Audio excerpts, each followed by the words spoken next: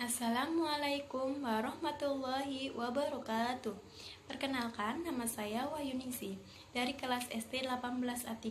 Saya akan membacakan sebuah hadis tentang perencanaan pendidikan. Perencanaan pendidikan adalah proses menetapkan keputusan yang berkaitan dengan tujuan-tujuan yang akan dicapai, sumber-sumber yang akan digunakan, dan teknik atau metode yang dipilih secara tepat untuk dapat dilaksanakan selama kurun waktu tertentu, agar penyelenggaraan pendidikan dapat dilaksanakan secara efektif, efisien, dan bermutu.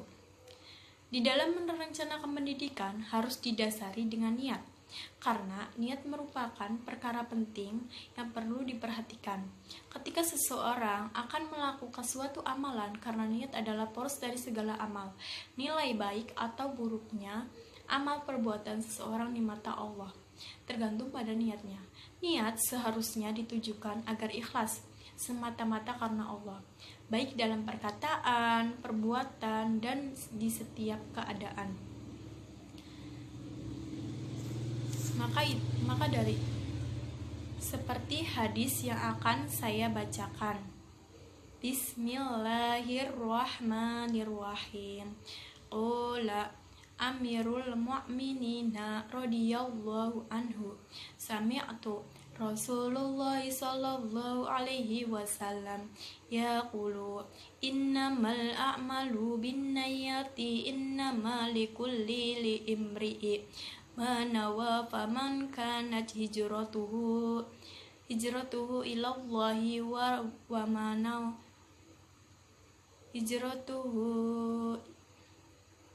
hijratuhu ilallahi wa rusulihi fa hijratuhu ilallahi wa rusulihi wiman kanat hijratuhu lidunya yusibaha au imra'ata yanhihuha fa hijratuhu illa ma hajarra. Artinya yaitu Amirul Mukminin Umar bin Khattab radhiyallahu anhu berkata, aku mendengar Rasulullah Shallallahu alaihi wasallam bersabda, sesungguhnya amal perbuatan itu disertai niatnya. Barang siapa yang berpijak hanya karena Allah dan Rasulnya, dan barang siapa yang hijrahnya karena dunia yang diharapkan dan wanita yang ia nikahi, maka hijrahnya itu menuju apa yang ia inginkan.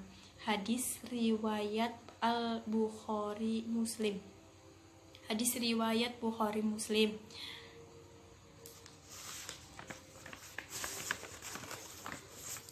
Perawinya yaitu Bukhari Muslim. Hadisnya sahih karena sudah terbukti kebenarannya. Sanadnya Amirul Mukminin mendapatkan hadis dari Rasulullah Sallallahu alaihi wasallam, lalu memberikannya kepada Umar bin Khattab. Lalu Umar bin Khattab kemudian diberikan kepada penulis hadis, yakni Bukhari Muslim. Matanya yaitu kalimat setelah sanad. Jadi isi dari hadis tersebut yaitu apabila kita melakukan sesuatu harus didasari dengan niat, seperti pada sabda Nabi Muhammad Shallallahu alaihi wasallam, semua perbuatan tergantung niatnya adalah penegasan. Setiap perbuatan pasti dilandasi suatu motif atau niat. Namun, perlu diketahui bahwa niat tiap orang itu bervariasi. Ada sebagian orang yang niatnya betul-betul dalam tingkat keikhlasan tertinggi, tapi ada juga sebagian yang niatnya rusak sampai pada titik paling rendah dan hina. Sebagai gambaran, suatu perbuatan yang dilakukan oleh dua orang bisa jadi tampak sama secara lahiriah dari awal sampai akhir, mulai dari ucapannya, gerakan, hingga tata caranya. Tapi sesungguhnya di antara amal perbuatan keduanya ada perbedaan yang sangat jauh di mata Allah, sama seperti perbedaan antara langit dan bumi. Hal itu terjadi karena disebabkan niat dari masing-masing keduanya. Bisa jadi orang pertama Bisa jadi orang pertama berniat ikhlas karena Allah, sementara orang kedua niatnya tidak murni untuk Allah. Niat adalah asas dalam setiap amal perbuatan, maka niat yang berbeda-beda akan membuahkan hasil yang berbeda-beda pula. Karenanya Rasulullah SAW mengatakan, dan balasan bagi tiap-tiap orang itu tergantung apa yang diniatkan. Jika seseorang berniat karena Allah dan untuk tujuan akhirat dalam setiap amal perbuatannya, maka ia akan memperoleh pahala kebaikan dari Allah. Sebaliknya, jika motivasi seseorang melakukan suatu amal perbuatan itu demi tujuan duniawi, maka apa yang ia dapatkan hanya sebatas tujuan dunia yang diharapkan tersebut, tetapi tidak mendapatkan pahala kebaikan dari Allah. Seperti hadis yang saya bacakan tadi, Rasulullah Shallallahu Alaihi Wasallam membawakan contoh tentang seseorang yang melakukan aktivitas hijrah.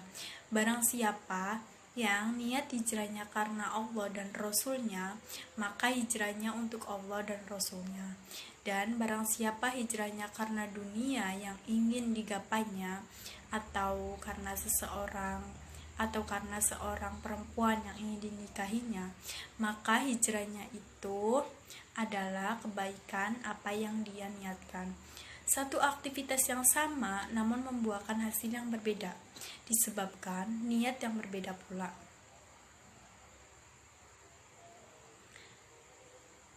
Dalam Al-Quran, Allah Subhanahu wa Ta'ala telah mensinyalir tentang perbedaan hasil yang akan diperoleh antara orang yang segala aktivitasnya hanya demi meraih kenikmatan dunia, dengan orang-orang yang setiap aktivitasnya dilandasi niat ikhlas karena Allah semata. Allah Subhanahu wa Ta'ala berfirman, barang siapa menghendaki kehidupan sekarang duniawi, maka kami segerakan baginya di dunia ini apa yang kami kehendaki bagi orang yang kami kehendaki. Kemudian kami sediakan baginya di akhirat neraka jahanam, dia akan memasukinya dalam keadaan tercela dan terusir.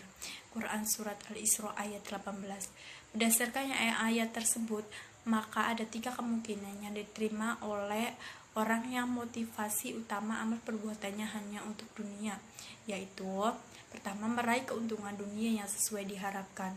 Kedua, meraih sebagian dari apa yang ia inginkan. Ketiga, tidak mendapatkan apa-apa.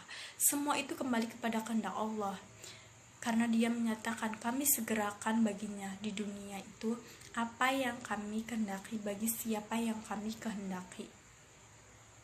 Sementara orang yang melandasi segala amal perbuatannya karena Allah, maka usahanya akan diberi balasan yang baik. Maka penting bagi kita untuk senantiasa menjaga keikhlasan niat semata-mata karena Allah Subhanahu wa Ta'ala dalam setiap amal yang dikerjakan. Jangan sampai amal perbuatan bernilai sia-sia karena niat yang tidak lurus, maka kita akan karena niat yang tidak lurus. Cukup sekian dari saya, kurang lebihnya mohon maaf. Wabillahi taufiq wal hidayah. Wassalamualaikum warahmatullahi wabarakatuh.